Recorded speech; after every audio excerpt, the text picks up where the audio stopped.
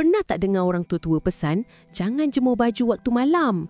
Katanya, nanti benda halus yang tolong pakai dulu. Kenapa perlu dikaitkan dengan makhluk halus? Sebenarnya, larangan ni datang sebab malam dianggap waktu makhluk lain keluar. Bila baju kita bergantung di luar, ia seolah-olah mengundang mereka untuk singgah. Ibarat macam jemputan terbuka. Bila ada kerusi kosong, orang akan duduk. Bila ada baju kosong, dikatakan makhluk halus akan menumpang. Sebab tu orang dulu kaitkan dengan seram supaya orang cepat ambil serius.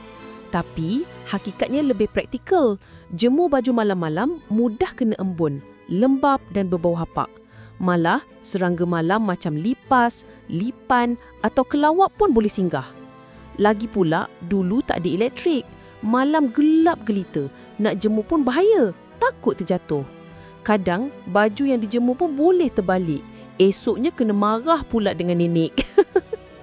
Jadi bukan soal makhluk halus semata-mata, tapi soal kebersihan dan keselamatan. Korang sendiri kalau sekarang jemur baju waktu malam ke waktu siang?